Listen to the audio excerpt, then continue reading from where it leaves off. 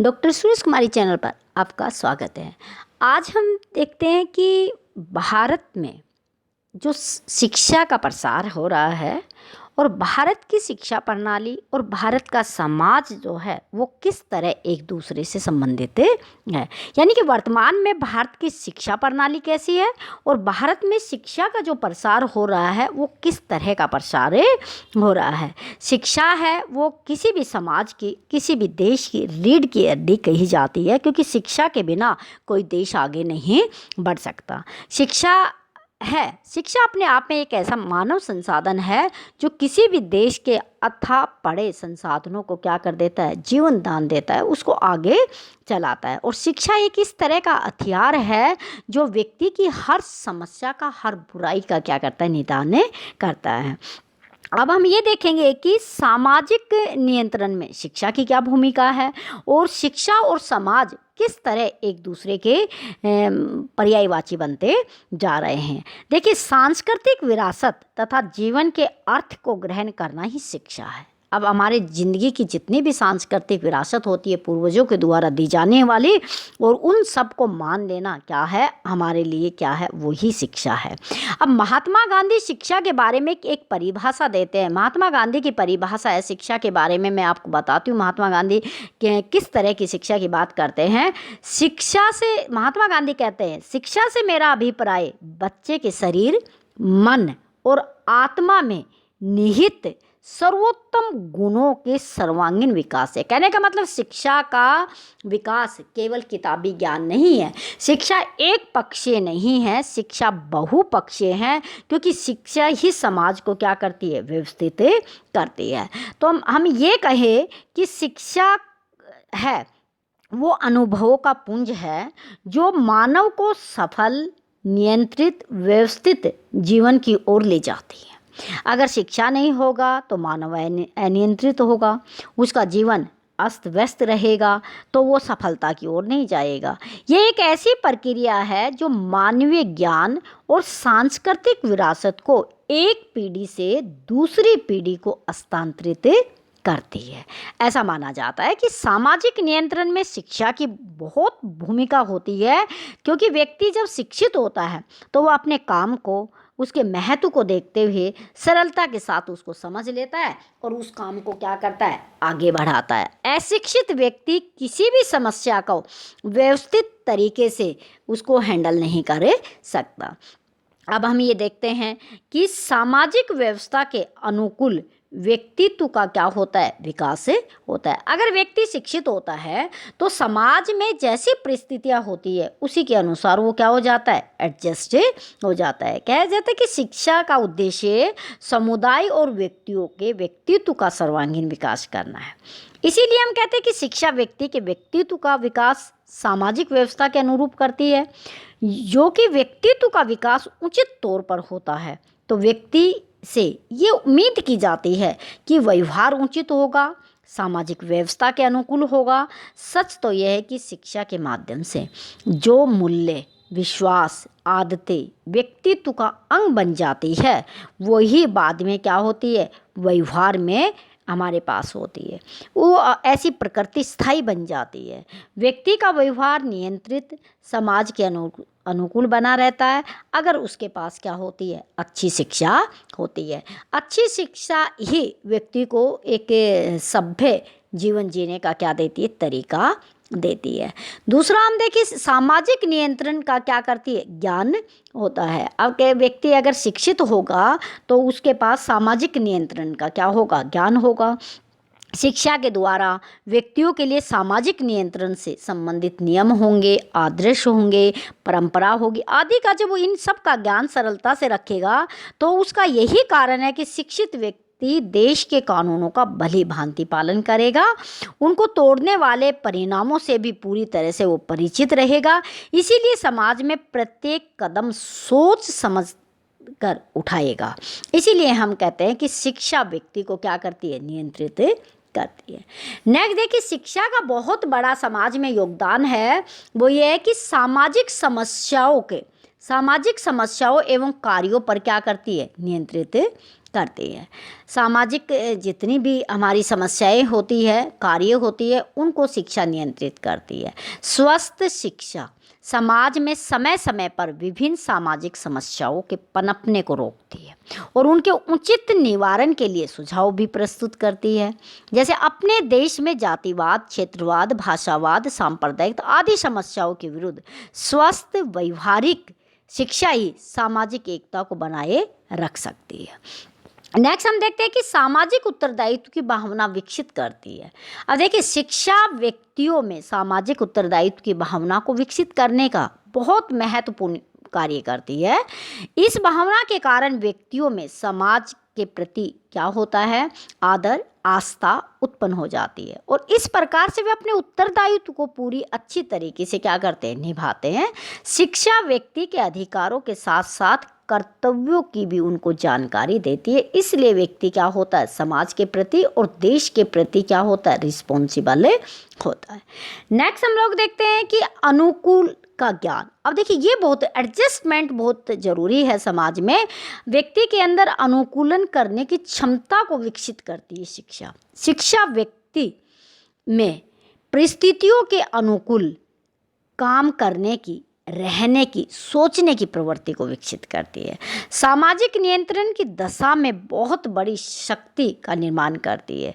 शिक्षा के द्वारा व्यक्ति में ये विशेषता पैदा हो जाती है कि परिस्थितियों के अनुसार अपने अंदर क्या लाना है, परिवर्तन लाना है। जब व्यक्ति ये समझ लेता है तो शिक्षित व्यक्ति समझा अनाड़ी रहेगा, अशिक्षित रहेगा, वो क्या करेगा, उन समस्याओं में उलझकर और भी अव्यवस्था पैदा करता है।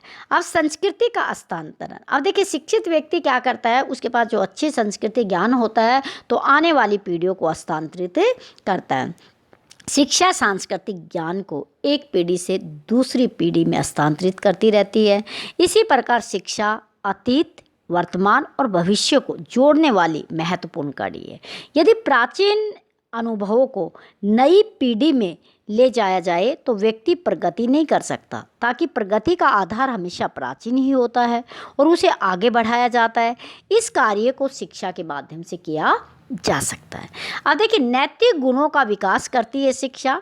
किस तरीके से, देखिए, शिक्षा का एक महत्वपूर्ण कार्य क्रोध, हिंसा, द्वेष, लालच, संघर्ष, स्वार्थपरता आदि बुराइयों को दूर करने का काम होता है और ये बुराइयां जब दूर हो जाती है तो व्यक्ति नैतिक रूप से क्या होता है, गुणवान बन जाता है।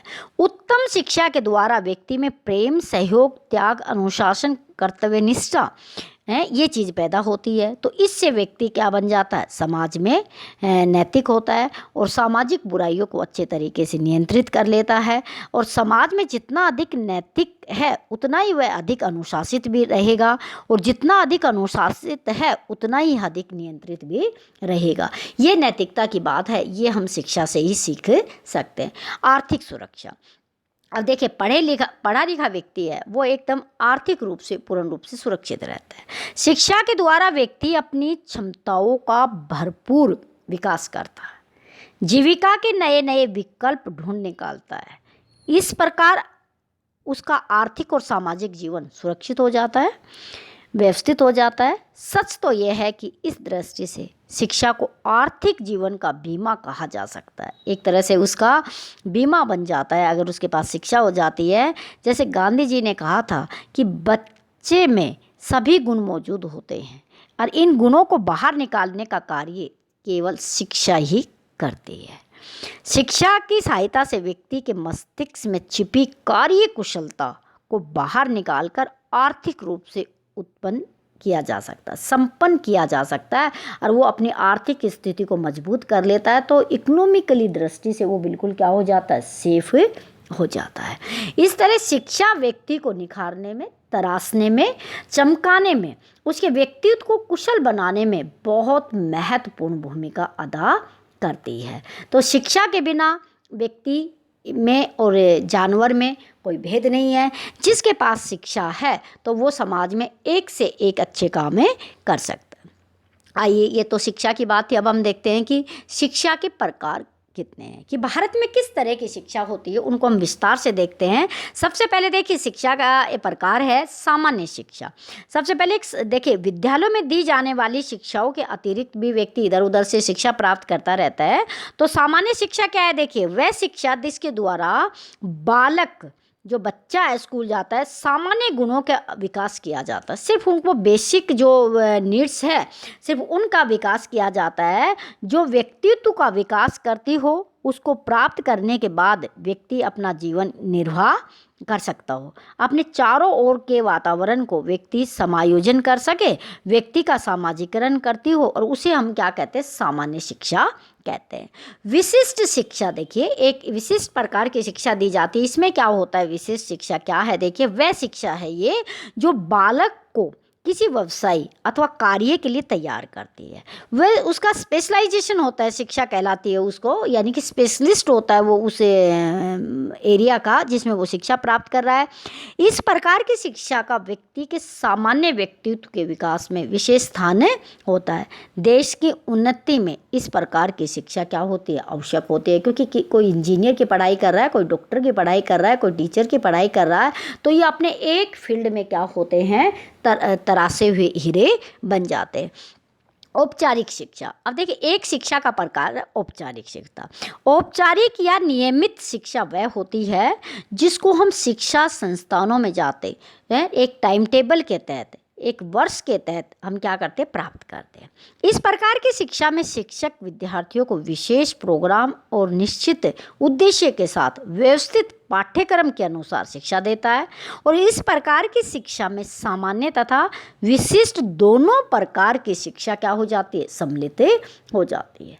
एक है शिक्षा का अनौपचारिक रूप। देखिए, अनौपचारिक रूप वो होता है जिसमें बिना सोचे समझे, बिना जाने हुए भी हम बहुत सारी चीज़ों को क्या कर लेते हैं? प्राप्त कर लेते हैं। देखिए, इस प्रकार की शिक्षा के लिए कोई निश्चित विद्यालय नहीं होता, निश्चित अध्यापक नहीं होता, और शिक्षा देने वाला भी कोई हमारे सामने नहीं होता। इसमें कोई नियम, निश्चित पाठ्यक्रम, कुछ स्कूल नहीं होता। शिक्षा बालक परिवार में, खेल के मैदान में, आसपास के लोगों के अनुसरण करने से, किसी के मिलने से, यानी कि जन्म से लेकर मृत्यु पर्यंत जो शिक्षा व्यक्ति सीख लेता है, अनुभव ले लेता है, उसको हम क्या कहते हैं? अनौपचारिक शिक्षा कहते हैं। जितना कि दूसरी किसी भी प्रकार की शिक्षा से नहीं सीखा जाता, जितना अनौपचारिक शिक्षा से क्या किया जाता है? सीखा जाता है। इसके लिए हमें कोई प्रमाण पत्र नहीं प्राप्त होता, कोई डिग्री नहीं होती, कोई परसेंटेज नहीं होता। इसमें सिर्फ सीखने की गति होती है। अनौपचारिक में वो थोड़ी धीमी होती है और वो दिखाई नहीं देती। जब उसका प्रयोग किया जाता है तभी वो शिक्षा हमारे सामने आती है। नेक्स्ट हम देखते हैं कि एक होती है प्रत्यक्ष शिक्षा। अब आप देखिए, प्रत्यक्ष शिक्षा क्या है?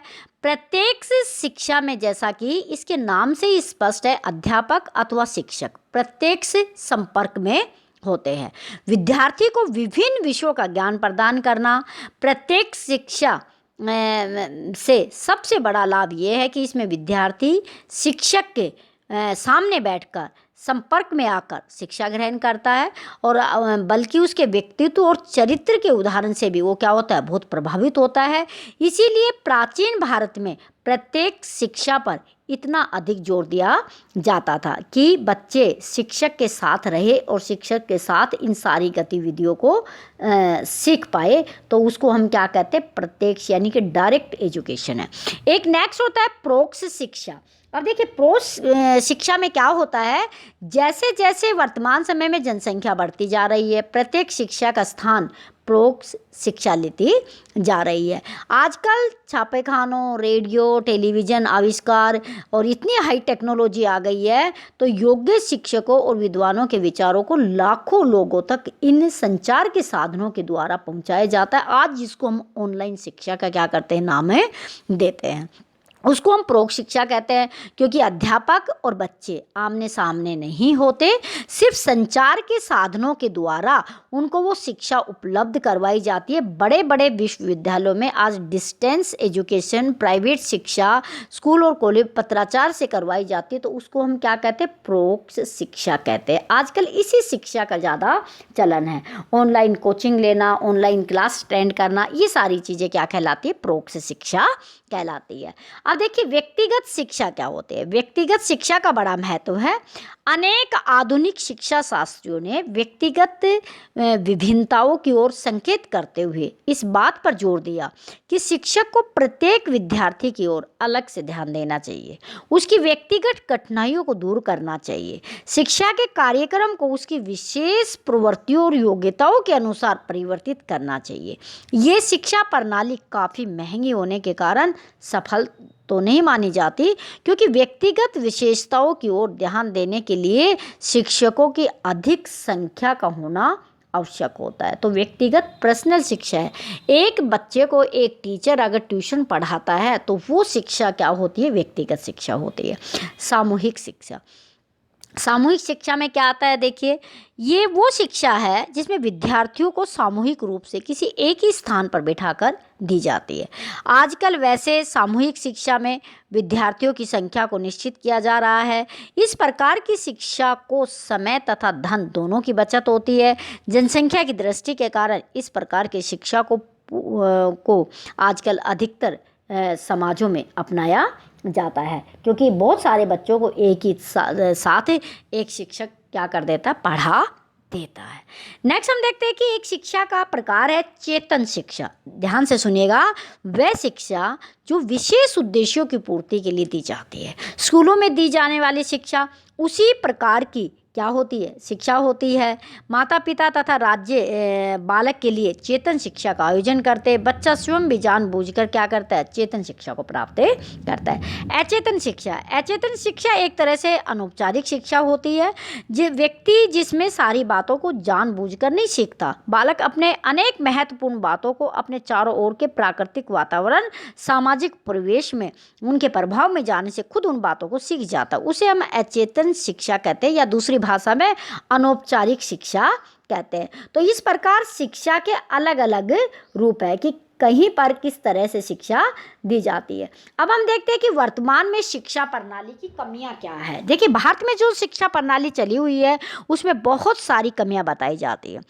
आजकल भारत में प्रचलित शिक्षा प्रणाली हमारी सामाजिक आवश्यकताओं की पूर्ति नहीं करता, उनको भली भांति उनको पूरा नहीं करता। तो हम एक नज़र डालते हैं कि क्या क्या कमी है। सबसे पहले नंबर देखिए उद्देश्यहीनता। किसी भी देश की उन्नति में वहाँ की शिक्षा प्रणाली का बहुत बड़ा हाथ होता है। शिक्षा प्रणाली की बहुत बड़ी ज़रूरत होती है। हमारे देश की शिक्षा प्रणाली प्रणाली पूर्ण रूप से असफल और उद्देश्यहीन है, क्योंकि पढ़ने वाले विद्यार्थी को ये पता नहीं है कि वह क्यों पढ़ रहा है। उद्देश्यहीनता के कारण अनुशासनहीनता, बेरोजगारी बढ़ती है। अनुशासनहीनता और बेरोजगारी व्यक्ति में असामाजिक कार्य करने के लिए क्या करती है, प्रेरित करती है। अतः हम कह सकते हैं कि उद्देश्यहीन शिक्षा प्राप्त करने के बाद विद्यार्थी समाज के लिए एक उपयोगी सदस्य नहीं बनता। तो हमारे देश में जो शिक्षा दी जाती है उसमें कहीं पर भी एम को नहीं रखा जाता कि बच्चों का एम क्या होगा। दूसरी बात, दूषित पाठ्यक्रम। अब देखिए भारतीय शिक्षा प्रणाली में सबसे बड़ी कमी है जो पाठ्यक्रम है वो बहुत ही गलत है, क्योंकि हमारी प्राचीन परंपरा का जो पाठ्यक्रम था वो हमारे देश के अनुकूल था। जिस समय तक पाठ्यक्रम तैयार किया जाता है और उसके समय आवश्यकता निकल जाती है। तो कहने का मतलब कि पाठ्यक्रम है उसमें बहुत सारी कमी है। समय के अनुसार पाठ्यक्रम को नहीं बनाया जाता है। जब उसकी आवश्यकता नहीं होती तो उसको लागू किया जाता है, आवश्यकता होती है तो उसकी तैयारी चलती है। ये पाठ्यक्रम की बहुत ज़्यादा कमी है। अधिक खर्च, शिक्षा पर हम बहुत ज़्यादा व्यय करते हैं, खर्च करते हैं। भारत में उच्च शिक्षा के अपव्यय के बारे में विश्वविद्यालय आयोग ने एक बार कहा था कि प्रत्येक वर्ष सार्वजनिक धन का भारी मात्रा में अपव्यय हो रहा है, उसको पानी की तरह बहाया जा रहा है। ये पैसे का बर्बादी करना ये इसलिए है क्योंकि इतना धन खर्च करने के बाद भी कोई लाभकारी परिणाम हमारे सामने नहीं आ रहे हैं। क्यों? विद्यार्थियों तथा उसके माता पिता का धन खर्च हो रहा है, शक्ति खर्च हो रही है, समय बेकार जा रहा है और उनकी आशाओं और इच्छाओं को बहुत ज़्यादा ठेस पहुंचती है। इसे माता पिता मुसीबतों से पैसा इकट्ठा करते, बच्चों को पढ़ाते हैं, लेकिन उसको रोजगार मिलेगा, वो समाज में कुछ अच्छा बनेगा, लेकिन उनके बाद भी उनको आशा ही आते लगती है। यदि इतना खर्च करने के बाद भी शिक्षा व्यक्ति को जीविकोपार्जन के योग्य नहीं बनाती, तो आज के युग में समाज के लिए उपयोगी कैसे बन सकती है। तो ऐसी शिक्षा होनी चाहिए जो व्यक्ति को रोजगार दे, व्यक्ति को परिवार चलाने के लिए क्या करे, कोई इस तरह का रोजगार प्रदान करे। नेक्स्ट है विशेषीकरण के कारण त्रुटियां। अब देखिए शिक्षा में एक कमी ये भी है, आधुनिक शिक्षा में विद्यार्थियों के सर्वांगीण विकास की ओर ध्यान नहीं दिया जाता। उच्च शिक्षा में विशिष्टता के कारण विद्यार्थी केवल एक विषय में योग्यता प्राप्त करते हैं, उसी में वो एमए करते हैं, एमफिल करते हैं, पीएचडी करते हैं और बाकी विषयों से वो कट जाते हैं। विज्ञान की शिक्षा प्राप्त करने वाला विद्यार्थी कला तथा काव्य के बारे में कुछ नहीं जानता और कला का विद्यार्थी विज्ञान के बारे में कुछ नहीं जानता, क्योंकि उसको ज्ञान नहीं है इन चीज़ों का। तो अतः हम कह सकते हैं कि इस प्रकार की विशिष्ट शिक्षा प्राप्त करना विद्यार्थी समाज में अपने आप को स्थिर रखना होता है। वो अपने आप को ज़्यादा विकसित नहीं कर पाता है, स्थिर रख लेता है। वह समाज के प्रति अपने कर्तव्यों को कैसे पूरा करेगा जब उसको ज्ञान नहीं होगा। एक ही चीज़ में मास्टरी होके बैठ जाना और आवश्यकताओं की पूर्ति नहीं हो सकती, जिससे उसकी शिक्षा का उसको कोई लाभ नहीं होता। शिक्षा का माध्यम अंग्रेजी। एक देखिए सबसे बड़ी कमी ये भी है कि सामाजिक दृष्टि से सफल भारतीय बनने के लिए शिक्षा को ऐसे व्यक्ति तैयार करने चाहिए जो देश में अमीर गरीबी, शिक्षित और अशिक्षित, शहरी और ग्रामीण सभी लोगों में अपनेपन का भाव पैदा कर सके। तभी हो सकता है जब शिक्षा का राष्ट्र भाषा के माध्यम से दी जाएगी। अंग्रेजी माध्यम की शिक्षा व्यक्ति को सामान्य से दूर तथा विशेष के निकट ले जाती है। गांधी जी ने कहा था कि विदेशी माध्यम को लांघने से देश की शक्ति कमज़ोर हो गई और लोगों के जीवन को कम कर दिया। उसने अपने जन समुदाय से अलग कर दिया, उस शिक्षा को अनावश्यक रूप से महंगा कर दिया। ये महात्मा गांधी ने शिक्षा के बारे में कहा था, क्योंकि अंग्रेजी विषय में जो शिक्षा दी जाती है वो बच्चों को कहीं ना कहीं अपनी आवश्यकताओं, अपनी मूलभूत चीज़ों से क्या कर देती, अलग कर देती है। दूषित प्रणाली है। एक देखिए शिक्षा की बहुत बड़ी प्रणाली है कि जो लोगों का मेजरमेंट किया जाता है। देखिए भारतवर्ष में प्राथमिक, उच्चतर शिक्षा, विश्वविद्यालय शिक्षा सभी स्तरों पर परीक्षा प्रणाली अत्यंत दोषपूर्ण है। वास्तव में परीक्षा के द्वारा विद्यार्थियों की वास्तविक योग्यता का पता नहीं लगता। दूसरे, यदि पता चल भी जाए तो वह उसके पुस्तकीय ज्ञान के याद रखने की परीक्षा है, उसके सर्वांगीण विकास की परीक्षा नहीं है। अतः इस प्रकार की शिक्षा से व्यक्ति के व्यक्तित्व का विकास नहीं होता। योग्य व्यक्ति की पहचान न होने के कारण परीक्षा का लाभ अयोग्य व्यक्ति उठा लेते हैं, जिस कारण से योग्य व्यक्तियों में निराशा की भावना पैदा हो जाती है। एक संगठित समाज के लिए अच्छी बात नहीं मानी जाती। तो व्यक्तियों का जो मूल्यांकन करने का, विद्यार्थियों के मूल्यांकन का तरीका है, उसमें क्या करना होगा, परिवर्तन करना होगा। व्यक्तिवाद को महत्व। अब देखिए आज की जो शिक्षा है वो व्यक्तिवादी भावना को प्रोत्साहित कर रही है। व्यक्ति को महत्व दिया जा रहा है, जिसके कारण अनुशासनहीनता, अनियमितता, अधिकारों का अनुचित प्रयोग, यौन संबंधों की दुर्व्यवहार आदि की घटनाएं बढ़ रही है। पढ़े लिखे व्यक्तियों के मुकाबले में अशिक्षित व्यक्ति अधिक नैतिक तथा सभ्य दिखाई दे रहा है। ऐसी शिक्षा समाज के लिए घातक ही हो रही है। तो इसलिए हम कह सकते हैं कि भारतीय शिक्षा प्रणाली में जो कमियां हैं उनको क्या करना चाहिए, पहले दूर करना चाहिए। और उनको दूर करने के लिए हमें शिक्षा के लिए कुछ उद्देश्य अपनाए हैं। उसके लिए कैसे उद्देश्य होने चाहिए शिक्षा के लिए? प्रथम उद्देश्य ये है कि वो स्वतंत्रता की भावना से ओतप्रोत उनको शिक्षा दी जाए, समानता स्थापित करने वाली शिक्षा हो, भ्रातृत्व की भावना की शिक्षा हो और नेतृत्व, लीडरशिप के गुण उनमें क्या करे, विकसित करे। इस तरह की अगर शिक्षा दी जाती है तो देश में इस शिक्षा का क्या हो सकता है, बहुत बड़ा योगदान हो सकता है। दूसरा उद्देश्य हम ये कह सकते हैं कि दूसरे उद्देश्य के तहत इनको शिक्षा दी जाए हमारे देश के, तो एक तो व्यावसायिक शिक्षा होनी चाहिए। व्यावसायिक शिक्षा हम किसे कहते हैं? जो व्यक्ति को पढ़ाई के बाद में कुछ काम प्रदान करें। यानी कि शिक्षा का लक्ष्य विद्यार्थियों को विभिन्न प्रकार की वैज्ञानिक और तकनीकी शिक्षा देनी चाहिए, जिसमें वो योग्य बन के देश के आर्थिक तथा औद्योगिक विकास में उचित योगदान दे सके। ऐसी शिक्षा दी जानी चाहिए जिसको प्राप्त करके व्यक्ति स्वयं कोई अपना व्यवसाय कर सके। रोजगारोन्मुखी शिक्षा दी जानी चाहिए, देश से समृद्ध बने और देश की आर्थिक स्थिति, देश की जीडीपी बढ़े और व्यक्ति के परिवार में क्या हो, पूर्ण विकास हो। चरित्र निर्माण की शिक्षा होनी चाहिए। अगर देखिए हम शिक्षा के माध्यम से राष्ट्र को आगे ले जाना चाहते हैं, किसी भी राष्ट्र की समृद्धि वहाँ के निवासियों की ज्ञान पर निर्भर करती है, बल्कि चरित्र पर आधारित होती है। भारत में आज आर्थिक क्षेत्र में सब कहीं जो भ्रष्टाचार दिखलाई दे रहा है, उसका कारण चरित्र का अभाव है। अब शिक्षा का एक प्रमुख उद्देश्य विद्यार्थियों में नैतिक और सामाजिक गुणों का विकास होना चाहिए, जिसमें अपनी शक्तियों और योग्यताओं को समझ के उसके हित में वो क्या करे, काम करे। चरित्र निर्माण में देशभक्ति की भावना का महत्वपूर्ण स्थान हो।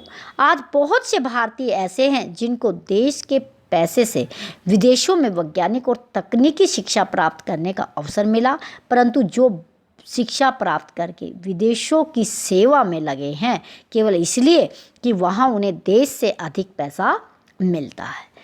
तो देखिए, भारत के गांवों में डॉक्टरों की बड़ी आवश्यकता है। यदि शहर के प्रशिक्षित डॉक्टर गांवों में जाकर काम नहीं करेंगे तो देश की समृद्धि संभव नहीं हो सकती। शिक्षा का उद्देश्य अपने नागरिकों के चरित्र का विकास होना चाहिए, तभी देश क्या हो सकता है, विकसित हो सकता है। समय का सदुपयोग सिखाने वाली शिक्षा देनी चाहिए। देखिए, हमारे देश में ऐसे अनेक लोग मिल जाएंगे जो अधिकतर समय खाली रहते हैं, शिक्षित भी है, परंतु उनके ये ज्ञान नहीं है कि हम अपने खाली समय का प्रयोग कैसे करें। अतः शिक्षा का उद्देश्य ये होना चाहिए कि शिक्षा प्राप्त करने के बाद व्यक्ति अपने खाली समय में भी कोई उत्पादन कार्य करे। ऐसा करने से व्यक्ति की आय में वृद्धि होगी, देश का विकास होगा, उसके रहने का जीवन स्तर अच्छा होगा, उसके बच्चों को शिक्षा अच्छी प्राप्त होगी। तो कहने का मतलब कि खाली ना बैठे, निठल्ले ना बैठे, कुछ ना कुछ हमें नए काम, एक्टिविटी पढ़े लिखे लोगों को करनी चाहिए। इस तरह की शिक्षा प्रदान करनी चाहिए। देख, सैनिक शिक्षा भी होनी चाहिए। भारत को एक समृद्धशाली और गणतंत्रात्मक राष्ट्र के रूप में विकसित होने के लिए ये भी बहुत आवश्यक है कि विदेशी आक्रमणकारियों से देश की रक्षा के लिए शिक्षा का एक लक्ष्य सभी योग्य युवक युवतियों को अनिवार्य रूप से सैनिक शिक्षा प्रदान करना चाहिए। इससे जहां आपत्ति कभी आ जाती है तो सेना के पीछे एक मजबूत रक्षा पंक्ति बनाई जा सकती है, निर्माण किया जा सकता है। अनुशासन, आज्ञा पालन, सामूहिक कार्य इत्यादि के ऐसे गुणों का भी निर्धारण होगा, जिसमें केवल युद्ध काल में ही नहीं बल्कि शांति काल में भी आवश्यकता होती है। तो हम ये कह सकते हैं कि वर्तमान समय में भारतीय शिक्षा प्रणाली का लक्ष्य गणतंत्रात्मक गुणों का निर्माण करना, व्यावसायिक योग्य होनी चाहिए, रोजगारमुखी होनी चाहिए, औद्योगिकरण और तकनीकी शिक्षा पर बल हो और सैन्य शिक्षा भी लोगों को प्रदान करे। तब तो देश के राष्ट्र में ये शिक्षा क्या हो सकती है, महत्वपूर्ण हो सकती है। तो शिक्षा हर एक समाज में ज़रूरी है, क्योंकि शिक्षा के अभाव में कोई भी देश आज आगे नहीं जाता। जितने भी देश आज विकसित देशों की श्रेणी में है तो उनका साक्षरता दर अविकसित देशों से और विकासशील देशों से हमेशा क्या रहा है, आगे रहा है। तो आगे देखिए, आने वाले समय में हम यही सोचें कि पाठ्यक्रम हमेशा हमारे देश और हमारी परिस्थिति के अनुसार हो और पाठ्यक्रम बनाने वाले व्यक्ति बिल्कुल ग्रास रूट से जुड़े हुए होने चाहिए और शिक्षा हमेशा उद्देश्य मुख्य होनी चाहिए और लोगों को रोजगार प्रदान करने वाली होनी चाहिए। आज के चैप्टर में इतना ही है। वीडियो आपको पसंद आ रही है तो आप इसको लाइक कीजिएगा, शेयर कीजिएगा, चैनल पे नए हैं सब्सक्राइब कीजिएगा। Thanks for watching.